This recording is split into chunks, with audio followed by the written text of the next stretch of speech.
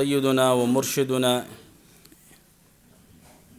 हज़रत इमाम अबू हनीफ़ा मुबारक रहमतुल्लाहि ताला अलैह द विसाल रोज़ शपीदी हज़रत इमाम आज़म इमाम अबू हनीफ़ा मुबारक रहमतुल्लाहि ताला अलैह ज़मूंग द मज़हब इमाम दे दाग़ मुबारक मुंग टूल मुक़ल्लिदीन यू और मुंग टूल त अहनाफ वेले कीगी फ़िक़्ह की मुंग टूल द इमाम आज़म इमाम अबू हनीफ़ा मुबारक रहमतुल्लाहि ताला अलैह मुक़ल्लिदीन यू। हज़रत इमाम अबू हनीफ़ा मुबारक रहमतुल्लाहि ताला अलैह दा से अज़ीम हस्ती दा ची द मुबारक द क़ुरान और द अहदीस मुबारकान पराना की द क़ुरान और द अहदीस ना 2 लख मसाइल इस्तिंबात करी दी। यानी 2 लख मसाइल थी और बासिली दी ढेर अज़ीम ज़हन वर्ता अल्लाह ताला वर्कड़ो द मुबारक पुन्नु मुबारक नौमान दे और द वालिद से मुबारक नुमी साबित और द मुबारक ता अबू हनीफ़ा वेले कीगी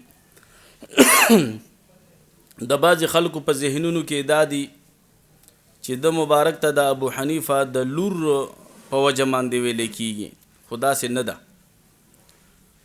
इमाम से मुबारक रहमतुल्लाहि ताला अलैह लूर नवा द मुबारक सिर्फ योज़व्यो हज़रत हम्माद रहमतुल्लाहि ताला अलैह दाग़ नुम मुबारक और द खपल उस्ताद मोहतरम सरदून अमीना व मोहब्बत ची द पखपल बची मुबारक मान दी हज़रत हम्माद रहमतुल्लाहि ताला अलैह नुम के खुद लो ची द उस्ताद मोहतरम नुम हम हज़रत हम्माद टूल उम्र की हज़रत इमाम अबू हनीफ़ा मुबारक रहमतुल्लाहि ताला अलैह दखपुल उस्ताद मोहतरम कोर तरफ तखपी नदी उगदी कड़ी गिनी दद मुबारक कोर मुबारक और दद उस्ताद मोहतरम कोर मुबारक चिकुमो अगा तकरीबन ची वो या सलूर पिंज गलई लरू ददईना अखवा खुद मुबारक बच्चे कोर की डडा लगोला आराम दफारा नो द मुबारक बदासी ख्याल सातुलु ची चरता द उस्ताद कोर तरफ तो खुजमा खपी न राजी मुबारक फरमाई ची मा चरतम दा से दुआ न द कड़ी ची आगे के मखपल वालिदैन और खपल उस्ताजान दुआ की नी याद कड़ी। हज़रत इमाम अबू हनीफ़ा मुबारक रहमतुल्लाहि ताला अलैह ढेर लुई शख्सियत तेर शवे दे द मुबारक पेशुनगी रसूलुल्लाह मुबारक सल्लल्लाहु अलैहि वसल्लम हम कड़ेवा द सूरतुल जुमआ यो आयात मुबारक ते वाखरीन मिनहुम लम्मा यलहक़ू बिहिम व हुवल अज़ीज़ुल हकीम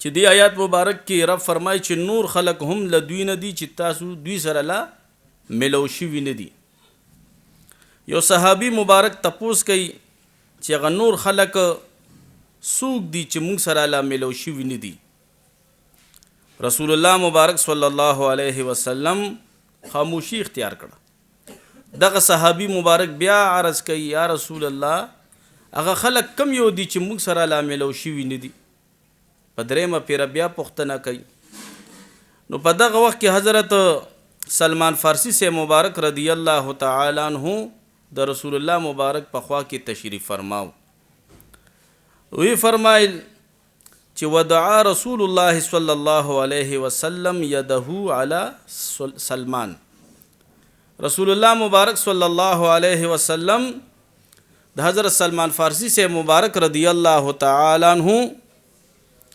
पौगा मुबारक मांदी लास मुबारक के खुदलू और वही फरमाइल ची द हज़रत सलमान फ़ारसी से कौम के इलाक़ा के बदा से यो सड़े पैदा कीगी लौ कानल ईमान इंद सुरैया लनालुहु रिजालुन व रजुलुम मिन हाउला कदा इल्म कदा ईमान प सुरैया स्तूरी की दिवली निवी खुदा शी शख्सियत पा د په علاقه کې پیدا کیږي چې د ثریا ستوري نه به دا علم راولي او خلکو ته به ورکوي خلکو ته به ورکوي داسې ذهن به ورته الله تعالی ورکړی وي. علامہ ابن حجر حیتمی سے مبارک رحمۃ اللہ تعالی علیہ فرمائی داسې امام جلال الدین سیوطی سے مبارک رحمۃ اللہ تعالی علیہ هم فرمائی چې دین مراد سیدنا امام ابو حنیفه سے مبارک رحمۃ اللہ علیہ ځکه چې د مبارک په ذهن پشان د مبارک د علم پشان د چم علم نو چې څنګه علم د الله تعالی ورکړو او وماغه د حضرت سلمان فارسی سے مبارک رضی الله تعالی عنہ په قوم کې مرا پیدا شو عجمیو. حضرت امام ابو حنیفہ مبارک رحمت اللہ تعالی علیہ سلور زر استاذانو 4000 استاذانو نے علم حاصل کړو او کوشش پیدا او چې سید استادان لونی سم سیدانو سره د امام ابو حنیفه سے مبارک رحمت الله علیه ډیر زیات مینا او محبت اهل بیت په ډیر زیات ګرانو. امام باقر سے مبارک سره چې کله ملاقات شو امام باقر سے مبارک ته فرمای چې زه خبر شوی ما چې ته زما د نیکه سے مبارک د احادیث مخالفت کې امام سے مبارک رحمت الله تعالی علیہ ورته ډیر په ادب احترام سره په سینه باندې لاسونه کې خودل او یې فرمایل اے د حضور مبارک بچیا لکتا سو پا کې نه ماتا ز تاسو سره خبره کول غواړم. حضرت امام باقر سے مبارک چې کله تشریف فرما شو حضرت امام ابو حنیفه سے ډیر ادب احترام سره ورته کېناست او ورته فرمایي چې صاحب زه هیڅ چریم د احادیثو مخالف نیما کما د احادیثو مخالفت کوله نو ما به داسې کړی چې زه تاسو نه یو تپوس کوم چې مونځ ډیر زیات ضروری دی که روجه ډیره زیاته ضروری ده. امام باقر سے مبارک ورته فرمایل چې مونځ ډیر زیات ضروری دی نو یې ګوره چې کله زنانه بیمار شي د روجې په میاشت کې او چې کله په دې باندې روجه تیر شي او د دې روجو قضیې ده بیا راولي نو کوئی ما فتوا ورکولې نو ما به ورته ویلې چې د روجو سره سره د دې مونځ قضیې راولئ خو نه د مونځ قضیې په هغې نشته صرف د روجې قضیې ده پې نو وای که ما د حدیثو مخالفت کوله نو ما به دلته دا فتوا ورکړې وه خو نه حضور مبارک چې څه فرمایلی دی هغه ټیک دي. بیا ورته فرمایي چې قربان لور ډیره زیاته کمزورې ده که زوی ډیر زیات کمزورې وي وای لور کمزورې ده په نسبت د زوی وای که ما فتوا ورکول غوښتې نو ما به ویل چې د پلار په مال کې لور له ډیر حق پکار دی چې هغه کمزورې ده زوی ډبل علی او لور سنگل علی حصہ. نو حضرت امام باقر سے مبارک ورپیشو چې دا خو زمونږ د نیکه صاحب د رسول الله مبارک صلی الله علیه وسلم د احادیث صحیح ترجمان امام ابو حنیفه سے مبارک تے. امام ابو حنیفه مبارک رحمت الله تعالی علیہ الله تعالی ورته ډیر زیات کلی خصلتونه ورکړو. هارون الرشید بادشاہ یورس په خپل دربار کې تشریف فرما دے او حضرت قاضی امام ابو یوسف سے مبارک رحمت اللہ علیہ تا فرمائی چې ما ته د حضرت امام ابو حنیفه سے لګ او صاف بیان کا. قاضی امام ابو یوسف سے خود امام ابو حنیفه سے ډایرک شاګردو ورته فرمایل چې زما استاد محترم کې الله تعالی ډیر زیات خولي اخلاق کې خودلیو تقوا پکې ډیر زیاته وا اکثر با خاموش ناستو او مسائل کې به تفکر کولو سوچ په کولو چابتی د مسئلې تپوسو کو نو کو ورتله به ورته نو ورته به فرمایي چې د دې مسئلې دا حل دی او کنه به ورتله نو ورته به فرمایي لا ادري ما ته د دې علم نشتا. مبارک بوي په خپل حاجت چاته نه پیش کولو، د خپل د مرتبه ډیر زیات کوشش دغه بینو کولو خواهش چې زدي لوی لوی مرتبه باندې یاد شمو د وخت بادشاه سره دی کینما.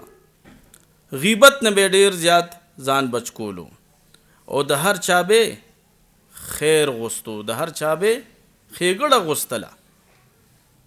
کله هارون رشید بادشاه چې دا صفات وورید، هارون رشید بادشاه فرمایي چې د اولیاء هم دغه صفات وي چې کوم امام ابو حنیفه سے مبارک رحمت الله تعالی علیہ کې موجود ہو. حضرت امام ابو حنیفه سے مبارک رحمت الله تعالی علیہ به بهترین لباس اچولو، قیمتي لباس پی اچولو، دا چې خپل لباس پی اچولو چې یو مکمان دی یو صادر یو کمیسی جوړ کړو ځان ته، نو په 400 درهم یې ځان ته پاره جوړ کړو. لباس په ډیر زیات اعلی او بالا چولو. امام سے مبارک رحمت الله تعالی علیہ د کپڑے کاروبار بکولو، خو د کپڑے کاروبار کې به مبارک ډیر زیات دیانتداری کوله. یو موقع باندې زنانه ورته رااله، د خز د کپڑې نوم دی، پخوا به دا ډیره استعمالي ده. نو د خز د کپڑې یو تانه ورته روړو دی زنانه. امام سے مبارک رحمت الله تعالی علیہ ته دا بیبي فرمایي چې دا واخلې ما روړې دی. امام سے مبارک رحمت الله علیہ وته فرمایي چې دا ته په سو خرڅې دا تان، وې دا په 200 درهم. امام سے مبارک رحمت الله علیہ وته فرمایي دا خو په 200 درهم نه دی، دا 1500 درهم معنی دی. ازانانا په دې سوچ کې شو جوړ امام سے مبارک رحمت الله علیہ ما سره خوشتبی کوي. خو نه، امام سے مبارک رحمت الله علیہ د جیب نه 1500 درهم رو باسي او هغه زنانه ته په حواله کې. کدا د دې وخت نام نهاد مون مسلمانانو کې سوکوي هغه به کې دې شي دا 200 کې ته هم کمی کړي وي چې دا خو په 200 نه دی، دا خو په 100 روپۍ دی یا په 50 روپۍ دی. د 200 کې به هم هغه کینچی کړي وا. خو نه، امام سے مبارک رحمت الله تعالی علیہ کی دیانتداری موجوده وا. کله بچ داسې وریاض رااله تیار بشوا، نو مبارک بټولو دکانداران چې د مبارک خپل دکانداران کوم 70 دکانونه د په کوفه کې ټولو ته به فرمایي چې دکانونه بند کړي ځای کورونه ته. ولی وای په دغه موقع باندې ګاګ ته پته نه لګي، د کپړې صورتحال ورته سم نه معلومیږي، اسنه چې هغه هم دوکه کې راني شموله پیسې زیاتې راني کی. په یو موقع باندې حفص بن عبدالرحمن د شریکوالو د سره کاروبار کې مرګره. حفص بن عبدالرحمن صاحب ته فرمایل چې دې تانونو کې دا د عیب دی که دغه تان د کپړې تاسو نه چاغستونو د عیبونه ورته بیان بکی. حفص بن عبدالرحمن صاحب هغه تانونه خرڅ کړو. حضرت امام ابو حنیفه سے مبارک رحمت الله تعالی علیہ ته تپوس کوي چې پچا د خرڅ کړو نو هغه ته د عیبونه بیان کړو. نو حضرت حفص بن عبدالرحمن سے وتوي چې نجی ما خنو بیان کړي، ما نه هیر شو. وای دا تانونه د پسو خرڅ کړو، وای په 30000 درهم می خرڅ کړو.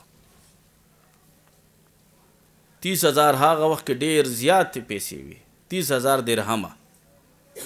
امام سے مبارک رحمت الله علیہ هغه حفص بن عبدالرحمن د خپل بیوال توب نه د خپل شراکت نه لری کو، ورته فرمایل تا کې دیانتداری نشته او د ځان نه جدا کړو او هغه 30000 درهم په غربو په مساکینو باندې تقسیم کړي. سبحان الله، داسې دیانتداری پکې موجوده و. امام صاحب مبارک رحمت الله تعالی علیہ پچا باندې قرض، نو د قرضداري د کور ور به وهلو، خو بیا برالو نور ته به ودرېدو. لری نه یو سړی ګوري چې د امام صاحب څه کوي لګیا دی، د دې دیوال په سوري کې ولې نه ودرېږي چې نور ته لاړ شي ودرېږي. شخص ورته قریب رالو امام صاحب مبارک ولې ته د انور کې ودرېږي؟ وایي د دې کور والا سړي باندې مې قرض دی نو ور ورته ځکه وهم. وایي نور باندې ولې ودرېږي؟ وایي نور باندې ځکه ودرېږم چې هسې نه د دې دیوان له ماته څه فایده میلو شي، د سوري هغه یخوالی راته میلو شي او هغه یخوالی چېرته سود کې رانشي، چېرته سود کې رانشي. دونه مبارک په احتیاط کولو. تقوا پکې ډېر زیاته موجوده وه، ډېر زیاته تقوا پکې موجوده وه. امام صاحب مبارک رحمت الله تعالی علیه سخاوت پکې ډېر زیات موجود و.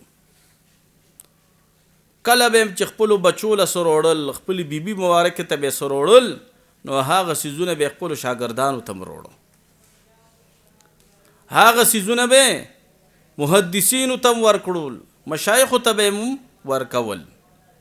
نو سخاوت پکې ډېر زیاته موجود و. امام صاحب مبارک رحمت الله تعالی علیه یو مقام باندې په لاره باندې روان دی، نو یو شخص تی لاره بدله که. امام صاحب مبارک رحمت الله علیه چې پوه شو چې دې سړي خو مانه لاره بدله که، مبارک ورته وفرمایل چې دا لاره دې ولې بدله که؟ وایي جي ستاسو را باندې قرض دی، نو ځکه ما دا لاره بدله که، تاسو رانه قرض وانخلئ. امام صاحب مبارک رحمت الله علیه ورته وفرمایل څومره قرض دی در باندې زما؟ وایي 10,000 درهمه. امام صاحب مبارک رحمت الله تعالی علیه ورته وفرمایل چې ما درته د الله د رضا دپاره معاف کړو، ما درته د الله د رضا دپاره معاف کړو. امام صاحب مبارک رحمت الله تعالی علیه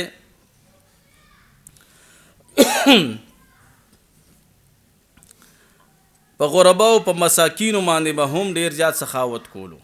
روزانه به خپل بچی مبارک ته حضرت حماد رحمت الله تعالی علیه ته 10 درهم ورکول، ورته به فرمایل چې بچی په دې روټۍ واخله او په غرباو په مساکینو باندې تقسیموه، په غرباو په مساکینو باندې تقسیموه. د الله په لاره کې دا تقسیمول، خرچې کول، د دې یو خپل خوند دی. ګورې رسول الله مبارک صلی الله علیه وسلم فرمای کړه چې تاسو چا سره حسد مکوئ، خو 2 کسانو سره حسد خامخا وکئ. علماء کرام فرمای چې دینه مراد حسد نه دی هغه چې کوم مونږ خلکو سره کوي، دینه مراد غیبته ده، رشک دی. وای 2 کسانو سره خامخا ضد وکئ، مقابله وکئ. یو هغه سړی سره چې کوم د الله په لاره کې لګئ، تم تکړه شه چې د هغه نه زیات د الله په لاره کې ولګي، خو د خدای رضا دپاره،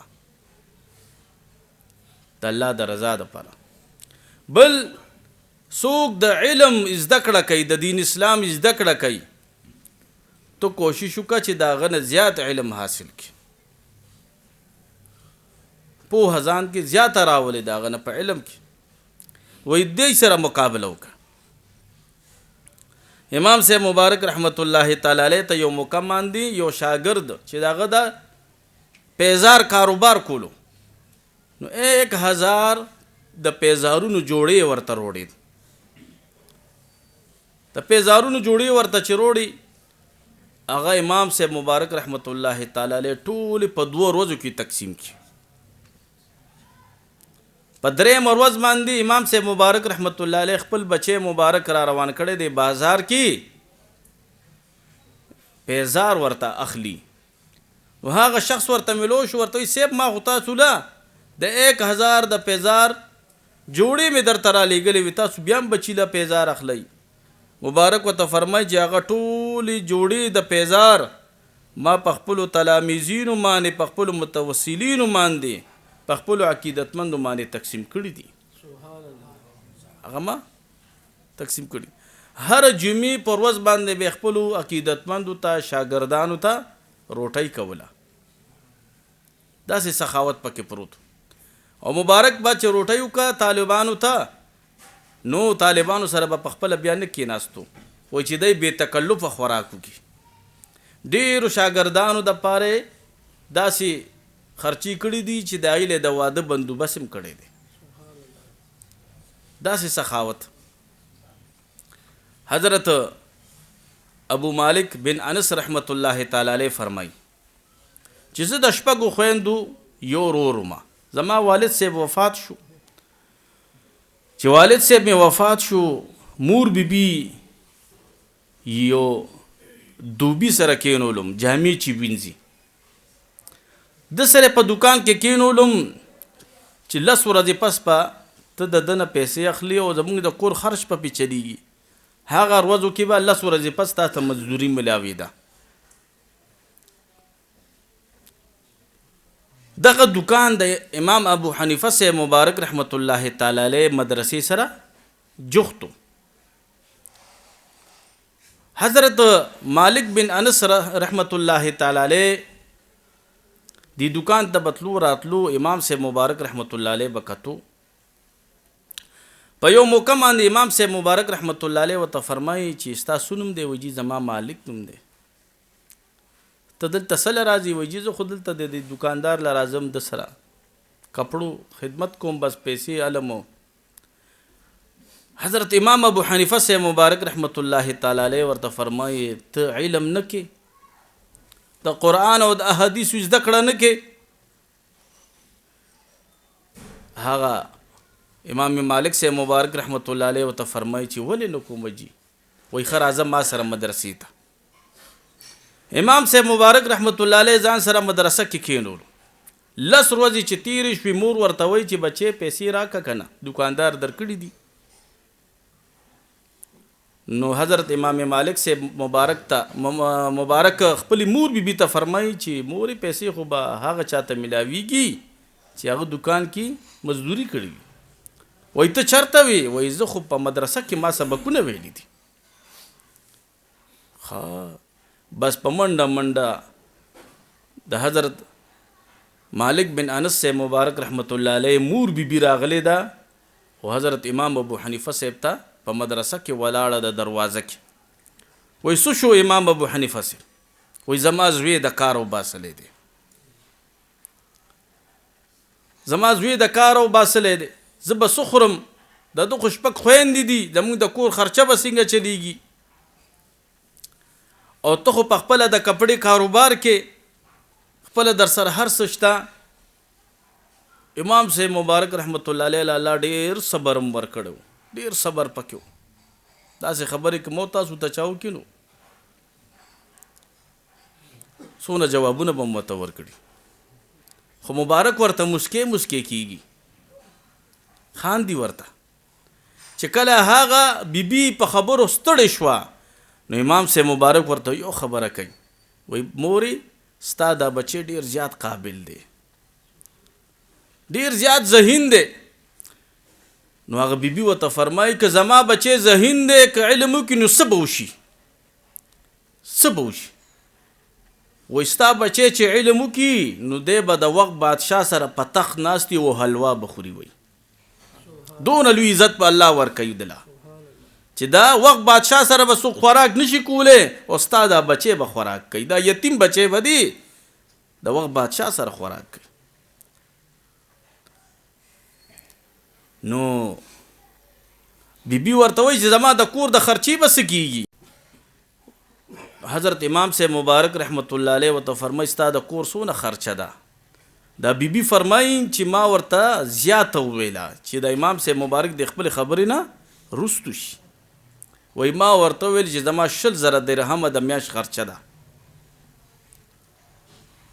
وایي امام ابو حنیفه صاحب مبارک رحمت الله علیه راته فرمایي چې هره میاشت به تاله زه 20,000 روپۍ در کوم، خو دا بچی د علم نه مو باسه، ستا کور ته به راځي پیسې. حضرت امام مالک صاحب مبارک رحمت الله علیه فرمایي چې 1 کال نه، 2 کال نه، 3 کال نه، 15 کال نه، پورا 20 کال امام صاحب مبارک رحمت الله علیه زموږ د کور خرچه چلولې ده. داسې او هغه وخت هم رالو چې امام مالک صاحب مبارک نه لوی جید عالم جوړ شو، لوی هستی تی جوړه شوه. هارون رشید بادشاه ورته خط راولېږلو نو حضرت هارون رشید سے وربسې خط راولېږلو چې ته د وخت یو ډېر جید عالم او زه تا خپل قاضي جوړول غواړم. امام مالک سے مبارک رحمت الله علیه ته چې دا خط ویلو شو، مور بیبي سره مشوره وکړه، مور بیبي ورته اجازت ورکو. حضرت امام مالک سے مبارک رحمت الله علیه د هارون رشید بادشاہ قاضي جوړ شو. مور بیبي چې ملاقات لراله نو حضرت امام مالک سے مبارک رحمت الله علیه په تخت باندې تشریف فرما دی او د وخت بادشاہ سره حلوا خوړه لګیا و. چې کله دغه منظر دی مور بیبي وکتو نو ډیر زیات پزار او قطار یو جړل. نو امام مالک سے وته فرمای چې مور دا خو د خوشحالي موقع د تجاړي زوی له دی الله دون لوی عزت ورکو چې د وخت بادشاہ سره سو خوراک قدر نشي کوله، خبره قدر نشي کوله، زه سره په تخت باندې ناستم. وای نه کنه و استاد او استاد هغه گفت را تر یاد شو چې په کوفه کې د مسجد په دروازه کې ماته ویلو چې استاد ازوی بداسي لوی عالم او داسې لوی جید شخصیت به تی جوړ شي چې د وخت بادشاہ سره به په تخت ناستی او حلوا بخوري. هغه منظر مانن په خپل سترګو وکتو. حضرت امام ابو حنیفه سے مبارک رحمت الله تعالی علیہ د علم ډیر زیات شوقینو، الله دې موت تاسو کې هم د علم شوق پیدا کی.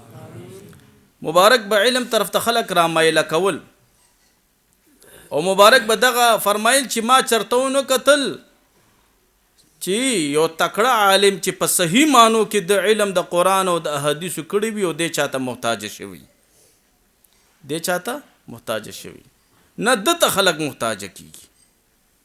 حضرت امام ابو حنیفه سے مبارک رحمت الله علیه کې صبر ډیر زیات، تحمل پکې ډیر زیات. په یو موقع باندې یو شخص ورته بدر دوی لګیا دی، د سره به ډیر خلکو حسدم کولو. یو سړی ورپسې روان دی، امام سے مبارک مخکې دی او کنزل بدرد ورپسې وی لګیا دی. امام سے مبارک رحمت الله علیه چې کور رو رسیدو دا مبارک کور ته دن نشو. امام سے مبارک رحمت الله علیه ورته جواب ورنکو. امام سے مبارک رحمت الله علیه چې کور ته دن نه لاړو، دا بهر سړی وای چې زه سپی یم چې زه غپېږم او امام صاحب رحمت الله علیه جواب نه راکوي. نو امام صاحب مبارک ورته د کور نه آواز ورکوي څه پیښ وي، وای څه پیښ وي. نو هغه سړي ځان ته په خپله د سپي هغه نسبت وکړو. ډېر لوی صبر پکې الله کې ښودلی. په ډک مجلس کې یو ورځ حسد کوونکی دا چې چاله الله مرتبه ورکي لوی شان ورکي د سره حسد کوونکی وي. یو شخص ورته پاسېدو چې صاحب زموږ په شریعت کې چې یو زنانه کونډه شي خاوند وفات شي نو دا واده بل کولی شي. امام صاحب مبارک ورته وفرمیل چې او کولی شي چې عدت تیر کی. نو وایي ښځه ستا مور کونډه شوې د مالې په نکاح راکړه. په ډک مجلس کې د دنیا خلک ناست دي، داسې تپوس یو عام سړي نه څوک په مجلس کې نشي کولی. او داسې جید امام د وخت امام صاحب مبارک رحمت الله علیه وفرمایل چې زه به مور سره صلاح وکم، صلاح به وکم که زما د مور تا سره په نکاح زړه وي نو بس صحیح ده، شریعت هغې ته اجازت ورکړی دی. خدا د خپل مور بي ډېر انتهایی قدردان و. امام صاحب مبارک چې مجلس برخاست شو ختم شو، مبارک خپل خلوت خانه ته تشریف وروړو. یو شاګرد په منډه منډه رالو، صاحبه هغه مجلس کې چې تاسو نه د مور د نکاح متعلق تپوس کړو هغه د اس نه را پریوتو یا د پوړو نه را پریوتو او دا سر د ځمکې لرالو او مردار شو. نو امام صاحب مبارک رحمت الله علیه څه فرمایي، وایي دا زما صبر ووهلو، دا زما صبر ووهلو. انتہائی صبر امام ابو حنیفه سے مبارک رحمت الله تعالی علیہ کی الله کې خودلو. دا گاونډي به ډیر زیات خیال ساتلو. د مبارک یو گاونډي موچی وغه خو موچیتوب سره سره هغه به شراب هم څکل. شرابي هغه به د شپې مجلس کولو، ټول شرابیان به ځان سره راغونډ کړو، چغې سورې به والي، ټول مالت په مخ اغستی و. او دې شرابي به یو شعر ویلی چې خلکو زه ضایع کړم، زما ځواني ضایع شوه، او زه د خلکو مشکلاتو کې په کار راتلی شم، زه د ملک د حفاظت دپاره په سرحدونو جمګېدی شم، خو خلکو زه ضایع کړم. دې شعرونو کې به یې داسې قسمه خبره کوله. امام صاحب مبارک رحمت الله علیه به د ده دا شعرونه م اورېدل. مبارک خو به د شپې اکثر ویښو، نو سروځې داسې شپې رالی چې د ده دا شعرونو آواز به نو. بیا امام صاحب مبارک تپوس وکړو چې دا سړی چېرته تللی دی، څه چل شوی دی چې د آواز نه راځي د شپې؟ وایي جي یا خو چا جیل ته لیږلی دی، چا پې شکایت کړی دی او جیل کې دی، قیدي شوی دی. امام صاحب مبارک رحمت الله علیه د دونه لوی منصب سره، د دونه لوی علمیت سره، د دونه لوی مقام سره دغه شرابي بسې ضمانت دپاره جیل ته ځي. چې کله په عدالت وردننه شو، د وخت قاضي ورته اوچت پاسېدو، په ټولو یو هیبت تاری شو چې امام صاحب مبارک ولې تشریف روړو. حضرت امام ابو حنیفه صاحب مبارک فرمایل چې دلته زما یو گاونډي دی، وایي اجي شرابي، وایي وایي زه د هغه ضمانت لپاره راغلی. وایي جي خو شراب څکي، وایي بس زه ضمانت کوم، بیا به نه څکي. امام صاحب مبارک رحمت الله تعالی علیه په ضمانت باندې هغه شرابي روتو. امام صاحب مبارک رحمت الله علیه چې د عدالت نه بهر تشریف وروړو، دغه شرابي ورسره روتو. نو مبارک ورته فرمایي چې ته په خپل اشعارو کې وایې چې زه ضایع کړم دې خلکو، زما ځواني ضایع شوه، خو ما ضایع نه کړې، ما ضایع نه کړې، ما واپس د قید و بند نه روباسلې، د ازادۍ ژوند یو موقع مې درته بیا درکا. حضرت امام ابو حنیفه صاحب مبارک رحمت الله تعالی علیه دې خبرې سره هغه دونه متاثره شو چې شراب یې پرېښودل. د امام صاحب مبارک رحمت الله تعالی علیه یو عظیم شاګرد ته جوړ شو، او یو بهترین عالم، یو بهترین فقیه ته د وخت جوړ شو. داسې امام صاحب مبارک رحمت الله تعالی علیه ته الله ښکلي اخلاق ورکړو. عباداتو کې امام صاحب مبارک رحمت الله تعالی علیه ډیر زبردست هغه روټینو. مبارک په باره کې راځي چې په رمضان کې به 61 ختمونه د قرآن عظیم الشان کول، یو به دروازې کولو، او یو به په تراوو کې کولو، او یو به د شپې ځان له داسې کولو. تراوونه به چې فارغ وشو 61 ختمونه به کول.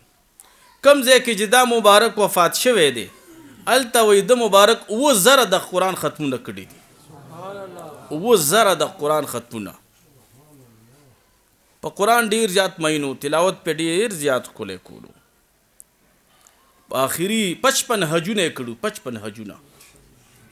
آخري حج چې کولو نو د خانه کعبې متولی ته یو فرمایل چې زه یو 2 رکعاته نفل کومه د دې خانه کعبې د دې پیلرو تر منځه، الله دې موږ هم دننه خانه کعبې ته بوځي د الله په فضل سره. د امام صاحب په خاطر وایي د دې دواړو پیلرو تر منځه زه یو 2 رکعاته نفل کوم، ما ته اجازت راکړه. وایي بالکل وکړئ. هغه ټایم کې خو به داسې رشونه نو. نو امام صاحب مبارک رحمت الله علیه 2 رکعاته نفل و نیتو تړولو، په یو رکعت کې 15 پارې او په بل رکعت کې 15 پارې ویلې، او د نفل نه بعد په زارو قطار رب ته جړاګانې وکړي چې ربه چې څنګه د عبادت حق ته هغه شان خو زه نشم کولی، خو زما دا نفلونه په ډېر څه باندې قبول کا. نو په دغه وخت کې امام ابو حنیفه صاحب مبارک رحمت الله تعالی علیه ته یو آواز شوی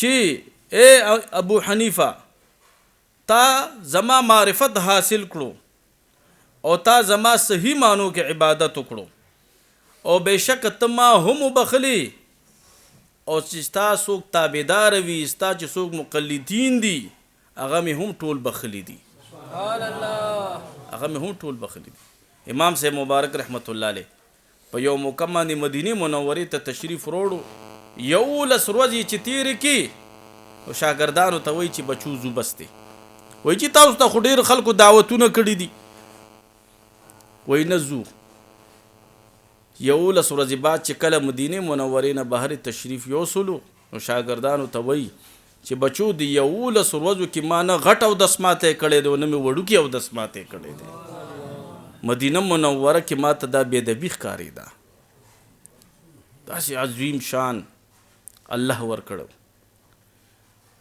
او فرید الدین عطار سے مبارک رحمت الله علیه فرمایي چې کله زمونږ امام اعظم امام ابو حنیفه مبارک رحمت الله تعالی علیه د حضور مبارک روزه مبارک ته مخامخ شو او سلام پیش کو پر رسول الله مبارک صلی الله علیه وسلم باندې الصلاة والسلام علیک یا سید المرسلین وای د روزه مبارک ورته आवाज رالو چې وعلیک السلام یا امام المسلمین سبحان الله چاته چې حضور مبارک د امام لقب ورکی نو بیا موږ نه دي پکار چې هغه مبارک سره بغض او حسد کو بیا الله دې د امام سے مبارک رحمت الله علیه درجه بلند کی امام سے مبارک رحمت الله علیه تقریبا 70 سال عمر دا مبارک په 80 هجری کې پیدا شوی او 150 هجری کې دا مبارک شهید شوی دی خلیفہ منصور چې عباسی خلیفہ د اهل بیت ډیر زیات مخالف د سیدانو ډیر زیات مخالف ده چې کوم ځای کې به سید کتو شهید کولو به نو امام سے مبارک رحمت الله علیه خو د اهل بیت ډیر زیات عزت پکولو نو د خلیفہ منصور امام صاحب رحمت الله علیه ته د قضاوت پیشکش کو چې تب زما قاضی امام صاحب مبارک رحمت الله علیه انکار وکړو او مبارک دا فتوا ورکړی و چې د بادشاہي چې څوک لایق دي هغه ټول د حضور مبارک د خاندان خلک صرف لایق دي خلیفہ منصور د دې لایق نه دی او امام صاحب مبارک رحمت الله تعالی علیه ته پته و چې دی به داسې فتوی مان غواړي چې هغه به د اهل بیت خلاف وي ځکه چې دا خو د اهل بیت قاتل دی امام صاحب مبارک رحمت الله علیه انکار وکړو هغه امام صاحب مبارک رحمت الله علیه په جیل کې بند کو په جیل کې ورته ډیر زیات تکلیف ورکو خو امام صاحب مبارک رحمت الله علیه بیا ما شان نه منله اخر دغه ظالم حضرت امام ابو حنیفه سے مبارک رحمت الله علیه ته په خوراک کې زهر ورکړو امام سے مبارک رحمت الله علیه چې کله هغه خوراک وجود مبارک ته وردن نشو د زهر و اثر شروع شو امام سے مبارک رحمت الله علیه پیشو نو امام صاحب زر د نفل نیتو تړلو او په سجده کې روح مبارک ورکو خیزرا مقام کې امام صاحب مبارک رحمت الله علیه فرمایي چې دلته به ما دفن کوي ځکه چې دا زه د خلیفہ منصور د تسلط نه بهرو او شپږ پیری د امام ابو حنیفه صاحب مبارک رحمت الله علیه جنازه شوی ده قاضی ابو یعلا صاحب هم جنازه کړي و پړومبي ظلمانه اخیری شپږم ظلمانه چې د جنازه شوی ده نو حضرت حماد رحمت الله علیه د بچی مبارک بیا کړی ده خلق به خبرېدل او راتلل با ډلې ډلې براتلې هغه وخت کې خود خلکو تعداد دون نو خلق خودون ډیر نو خو بیا هم د مبارک په جنازه کې 50,000 خلکو شرکت کړو 50,000 خلکو د امام ابو حنیفه سے مبارک په بغداد شریف کې د روزه مبارک ده الله دې ورته ټول بوزي او د دل دا الله شان ور کړی دی چې د روزي مبارک ته چې سو کم تلی دی او د مبارک په وسیله سره سو دعا د الله نه غوستي ده الله تعالی هر مشکل آسان کړی دی امام شافعی سے فرمایل کنا چې ما ته څه مشکل هم راغلی دی او زه د امام ابو حنیفه صاحب روزي مبارکې ته راغلی یم او د ده مبارک په وسیلې سره مې دعا کړې ده وایي د هغه ځای نه لا جدا شوی نه یم د ده دربار نه لا جدا شوی نه یم چې مشکل مې الله تعالی آسان کړی وي. شهید هم دی ولی هم دی زمونږ امام هم دی نو ډېر لوی شان ورته الله تعالی ورکړی دی. الله تعالی دې د امام ابو حنیفه سے مبارک رحمت الله تعالی علیه جمله ائمه و حضراتو سره درجی بلند کی. حضرت داتا سے مبارک رحمت الله علیه فرمایل چې ما رسول الله مبارک په خوب کې ولیدو وی رسول الله مبارک ته مې فرمایل چې زه به تاسو بیا کوم ځای لټوم وی راته یې فرمایل چې د امام ابو حنیفه سے په فقه کې مې ولټوه هلته به درته میلو شمه عند علم ابي حنیفه هلته به درته میلویږم.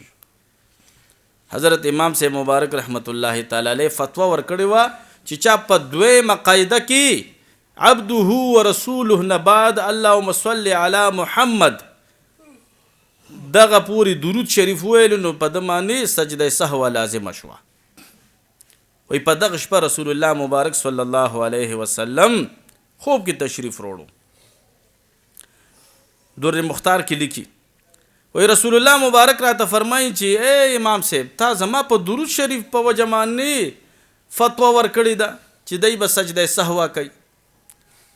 وی رسول الله مبارک صلی الله علیه وسلم ته ډېر په ادب احترام سره عرض وکړو چې د الله رسوله دا درود شریف تاسو باندې دی په هیرې سره وایي ځکه مې دا فتوا ورکړې ده په هیرې سره درود شریف به خو توجه سره ویل پکار دي چې ستاسو ذات مبارک ستاسو دربار شریف په توجه کې راولي نو اله دا درود شریف ټیک دی دی خدا په هیرې سره د عبده رسول نه ووړي نو ځکه مې دا فتوا ورکړې ده. وی رسول الله مبارک صلی الله علیه وسلم ورته په خوب کې شاباشی بیا ورکو. امام صاحب مبارک رحمت الله تعالی علیه ړومبه هستی ده چې د فقه تدوین کړی دی فقه راجمع کړی ده د موس چې کوم مسائل دي هغه ټول د احادیثو نه د قرآن نه راجمع کړل یو ځای یو باب ولا ورکو. د زکات چې څونه مسائل دي د قرآن او د احادیثو نه راجمع کړل هغې له بل باب ورکو بل باب ورکو. دغه شان د بیو د خرید او فروخت باره کې چې کوم احکامات دي د قرآن او د احادیثو نه راجمع کړل هغې له یو باب ورکو. د طلاق په باره کې چې څونه مسایل دي هغه د قرآن او حدیثو نه راجمع کړل بل باب ولا ورکو. د نکاح په باره کې چې څونه مسایل دي د قرآن او د حدیثو نه راجمع کړل هغې له بل باب ورکو. دی په امت احسان کړی دی که نه دی کړی دی په موږ ډېر لوی احسان دی ډېر لوی احسانات دي. امام اعظم ډېر خلک د ده په دې لقب باندې زړه چوي چې دته د امام اعظم ولې وایي تاسو د امام اعظم ولې وایي که نواز شریف ته وزیر اعظم وایي خیر دی که د صوبې مشر ته وزیر اعلی وایي خیر دی که محمد علی جناح ته قاضي اعظم وایي نو خیر دی خو امام صاحب ته به امام اعظم نه وي د ده پیړه چوي وایي نه امام اعظم خو رسول الله مبارک دی رسول الله مبارک رسول اعظم دی هغه مبارک نبی الاعظم دی هغه په نبیانو کې اعظم دی هغه په رسولانو کې اعظم دی او زمونږ امام سے مبارک رحمت الله علیه په ائمه او حضراتو کې اعظم دی. ستا پې ولې ډه چوي چې چاله الله مرتبه ورکا شان ورکو ولې پې ورسره بغض کې ولې ورسره حسد کې. الله تعالی دې د امام سے مبارک رحمت الله علیه د بی ادبۍ ګستاخۍ نه دې الله موږ محفوظ وساتي او د مبارک صحیح مقلدینو کې دې الله تعالی موږ ټول شمار کی. واخر دعوانا الحمد لله رب العالمین.